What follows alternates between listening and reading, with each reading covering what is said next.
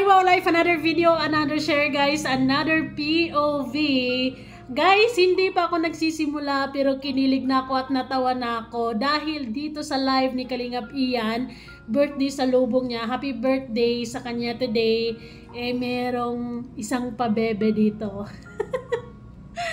Pero syempre, while waiting for the next episode ng Jomcar, sabi ni Kalingap Rob kanina, meron nga daw. So, let's wait. Maybe tomorrow, ma-upload na yan. And bahala na daw kung anong mangyayari. Kaya, abangers tayong lahat. Pero bago yan, husgahan na muna natin si Papa Joms dito. Ay, nako, talaga naman. Pero syempre, naiintindihan ka namin, Papa Joms. Ganyan talaga kapag nagmamahalan. Minsan, mapapaharana ka talaga, di ba? Di bali na nga ano bang tawag yun? Ng mga kaibigan or tinutukso-tukso kayo ng mga kaibigan, basta lang may paramdam mo sa kanya ang nararamdaman mo. Ayayay. Sana all, no? Jomcar is real na talaga and sobrang inaabangan ko talaga ang next episode. So bukas for sure meron na yan bukas. Abangan na lang natin. Ngayon, husgahan na muna natin ang pabebe. Pabibi na Kalingap Jomar. Ay. Sige na guys, hindi ko na kayo bibitinin pa. Ito na yon.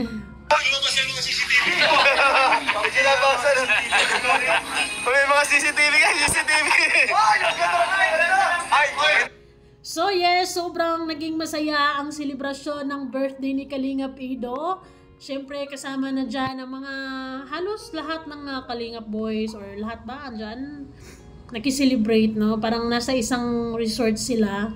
And ayun, sa puntong ito ay nagkakasiyahan sila dyan at nagkakantahan. And kay Kalingap Jomar na nga yan. Let's go, Jets!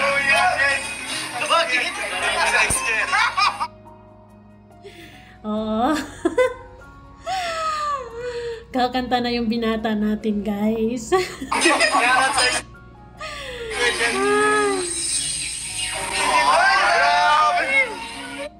Grabe, ganyan talaga pag mga maraming kaibigan, no? And then every time na maglabas ka ng nararamdaman mo para sa taong mahal mo, syempre, sisigaw-sigaw yan dyan kasi kinikilig din sila, syempre. Grabe, di daw alam! Kaya pala lagi nakatingin sa gilid kasi andon pala. Pinapangarap daw. Ay, sa'yo na yan, Papa Joms. Huwag mo nang pakawalan. Hindi ka na makahanap ng ganyan kaganda, kabait. Although, sinasabi niya sensitive siya. Normal lang yan sa mga babae, di ba? And naniniwala ako, kaya bagay na bagay sila. Kasi, mapapansin ko kasi kay Papa Joms kasi mahaba yung pasensya. So sa mga babaeng sensitive or moody, kailangan ng mga lalaki yan na mahaba ang pasensya. 'Di ba? Dapat hindi bugnutin. And si Papa Joms na nga talaga yung the right one.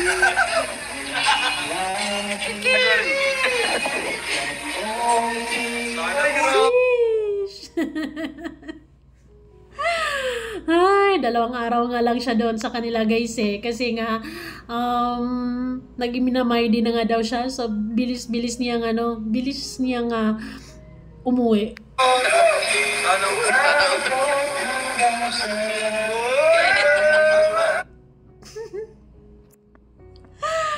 Ayun, parang binabalik tayo sa mga dating kapanahunan, di ba, yung harana, uso pa yun, di ba?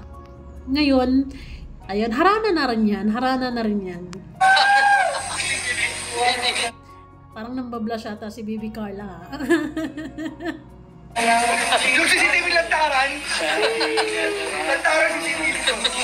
Guys, si Edo po ay umalis po dahil yes, si Papa Ed ay umalis na, wala na siya dyan sa kaganapan na yan kasi hinahatid na yung kanyang wifey. Grabe, pumapag-ibig na talaga sila sa Kalingap, guys. Well, anyways, that's normal, di ba? It's good, di ba? Sabi nga, make love, not war. Ano? Inaatid na po si Biancy, guys. Lalo na pag, for sure, nakainom na to ng very, very light eh. And yung bawat lyrics ng kanta ay parang feel na feel. Parang ihahandog talaga para kay Carla. Feel na feel ang lyrics ng kanta, guys. Isang ngiti.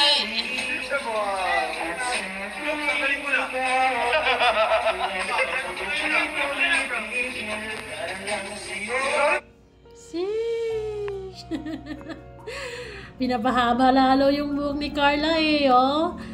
Hi! Well, si Carla sa gitna and then si Ate Jack dito sa gilid, and di ko kilala yung isang girl na nasa gilid pa.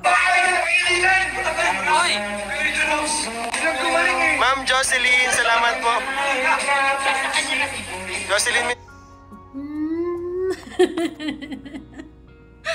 Grabing harana yan. Feel na feel. Kumakanta si Papa Joms with a heart talaga, diba? Full of love. Para naman maramdaman lalo ni Carla na love niya talaga si Carla, diba? Siyempre. depende pa rin sa may-ari. Sa iyong ngiti, ako'y nahuhumaling. Oh, tama ba? Nakafocus lang kasi ako sa mukha ni Carla ko ano magiging reaction na sa bawat ni Papa Joms, kasi bawat lyrics damang-dama eh, di ba? Feel na feel eh, talagang bigay tudo eh. Grabe. Di bali nang magsisigawan yung mga kaibigan, basta tudo na. Bigay na, bigay lahat na. Ayaw mo na magaling. Mukhang nakainom na yan. Ibahin mo yung kanta, ba't master mo yan? Yes, ibahin mo. Master mo pala. Sana all.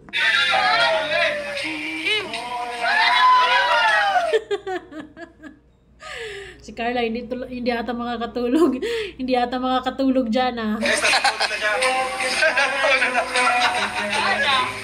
Anyways, congratulations pala sa Jomcar dahil isa siya sa mga top 8 ata na naging popular na love team sa taong 2024. O di ba ang bongga? Congratulations! Palakpakan niyo yung mga sarili niyo dahil sa support at pagmamahal niyo sa Jomcar. Kaya naman ay napansin sila ng mga tagalabas sa Kalinga. Wow! Ang haba ng hair. Yes, Papa Joms, tinamaan ka talaga dati pa.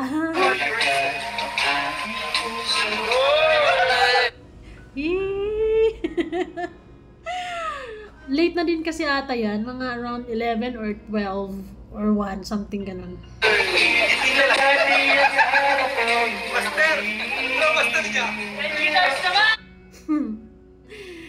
Ay, iba talaga ang nagagawa ng pag-ibig, Papa Joms. Pero sige, support ka namin.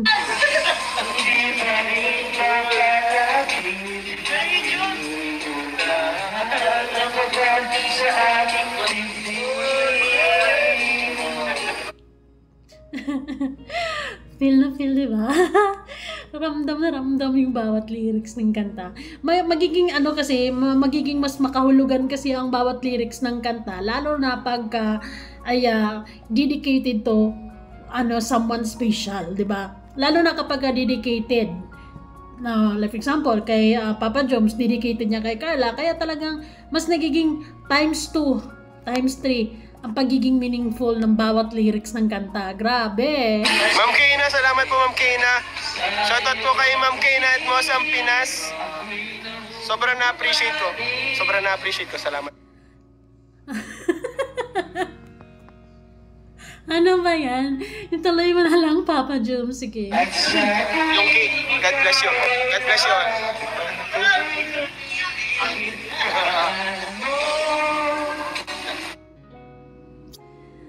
Naalala ko lang guys, kung anong mga kaganapan na first time doon sa Palawan. Sorry! nakita ko kasi yung video ni Papa John. Sabi niya na may first time daw silang doon sa Palawan na never nilang makalimutan. First time nga eh. So hindi talaga yan basta-basta makakalimutan. Ano kaya yun? What was that thing? Kaya talaga si Papa Joms uuwi na lang sa kanila 2 araw pa, di ba? 2 araw lang. Di man lang ginawang 1 linggo. Minamay lang namimiss ko ang favorite sinusumitan ko. Tapos, dire-diretso. Uy, agad si Papa Joms.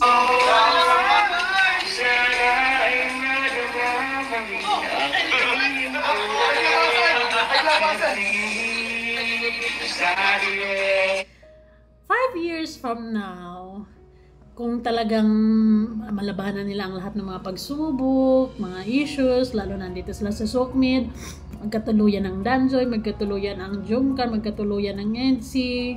Di ba kasi sa panahon na yun is nasa edad na talaga sila para magkaroon ng sariling pamilya, di ba?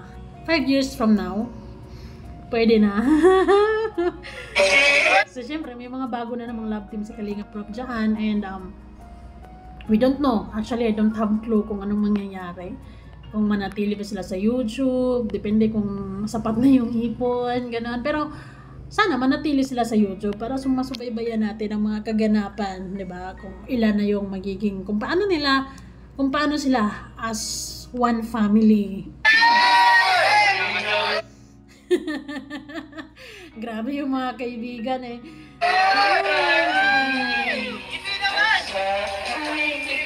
Ang daming mga CCTV, ang daming witness.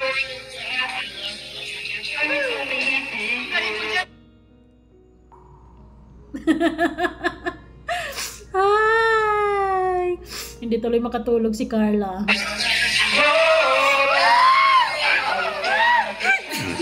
Grabe, salamat po Ma'am Jermelina Dupo, shoutout po sa inyo. Ayun, sobra nakikita at mararamdaman mo talaga na feel ni Papa Joms ang kanta. Papalabasin mo nga, Papa Joms. Diyan sa Paris, shoutout po. Salamat po sa pagbati at pa-birthday. Ay, nako, grabe. Anyways, isa sa mga nasa isip ako ngayon is kung anong mangyayari sa episode 76 ba? 76 or 75? Thank you so much po. Ayan po. Ito po ang Mga behind the scene. Ayan po. Mga witness. Well, sila yung mga witness talaga. Saksing buhay sa kanilang love story.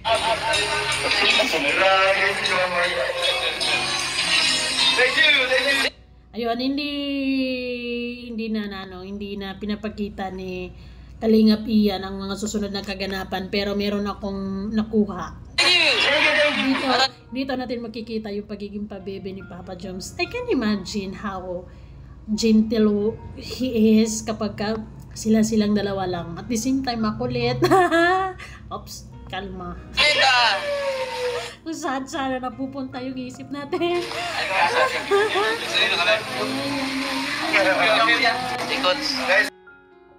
So guys, sweet lang. Ito yung sinasabi kong nagpapabebe, pabebe. Talagang hindi nakatiis. May moment talaga sila dito. Ang sweet naman dito.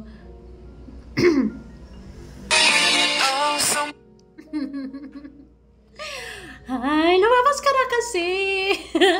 Ay, late na din kasi ito at saka matutulog na rin sila, diba? And at least, diba, si Papa Joms may tinatagong sweetness.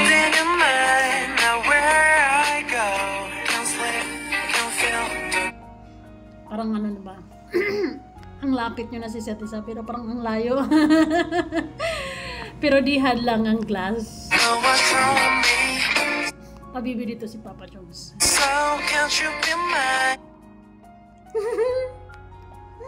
Ano kayong sinasabi dyan?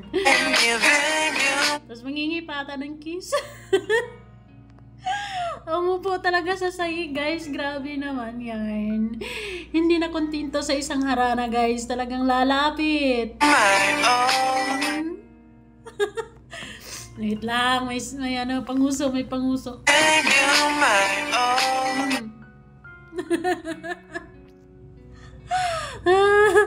Naisip ko lang kung sobrang ano, siguro si Papa Job sobrang malambing and ang gentle din niya at the same time. Kalma, ano ba yan? Ano ba yan?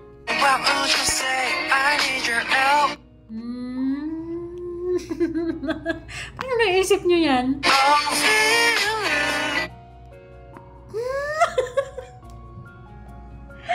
Ay, grabe naman yan. Kung gusto niyo lang naman talaga palang maghawak kamay.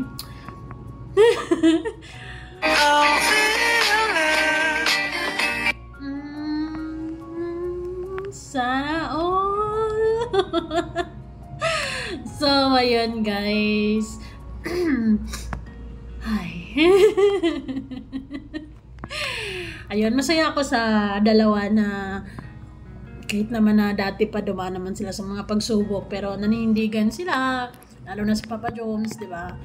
Yun, stay happy and stay strong and enjoy the feeling, enjoy nyo yung pagmamahal na meron kayo sa isa't isa at hayaan nyo yung mga bashers. Ay, yung mga bashers na yan, soon, magiging fans din yan. Ay, nagkamali ako ng judgment. Sila pala talaga, di ba? Nagmamahalan talaga sila. So, anyways, salamat guys sa suporta at panonood. Bye-bye!